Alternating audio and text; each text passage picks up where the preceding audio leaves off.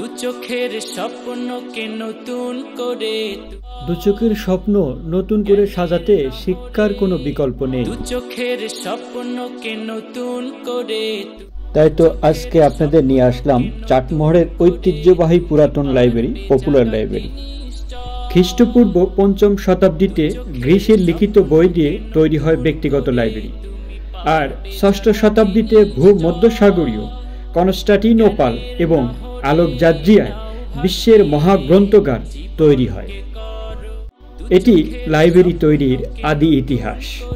আল ইকরাম পাঠাগার, আল ইকরাম পাঠাগার। কথা বলছিলাম চাটমোহর পপুলার লাইব্রেরির পরিচালকের সঙ্গে।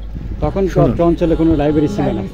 আচ্ছা আচ্ছা, কত দূর থেকে লোক আসতো আপনার লাইব্রেরিতে? বড়াইগ্রাম, লক্ষ্মীকুল, চাষখোর, ধারাবাড়িশা, অনেক দূরের। তখন ভাঙ্গুড়া থানা হয়েছিল কি? থানা হয়েছিল। আচ্ছা, এটা কত সালের কথা? হয়তো এটা ভাঙ্গুড়া থানা এরশাদের আসার পরপরই হলো ভাঙ্গুড়া। তখন 86 না, আমার এই ইতিহাসটা জানা নেই। এরশাদে আসলো ভাঙ্গুড়া থানা, গুজরাট।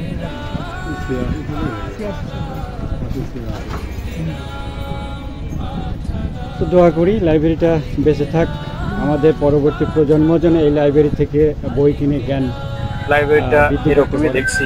ধন্যবাদ। সর্বোপরি একটা বাস্তবতা যেটা, সেই সময় আমি আমার পড়ার জন্য বই কিনতাম, আর এখন আমি আমার বাচ্চার জন্য এই বই কেনার জন্য লাইব্রেরিতে আসছি। দাদা, আপনার হাত ধরে তো অনেক লোক এখন মোটামুটি বাংলাদেশের শীর্ষস্থানে আছে বলা চলে, আপনার লাইব্রেরি থেকে বই কিনে পড়াশোনা করে।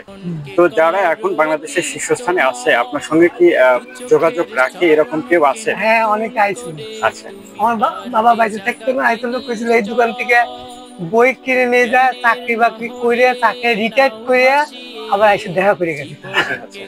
অত্যন্ত সৌভাগ্যের বিষয়, কারণ সেই ছোটবেলায় যেভাবে দেখছি লাইব্রেরিটা সুসজ্জিত, এখনো সেইভাবে সুসজ্জিত আছে।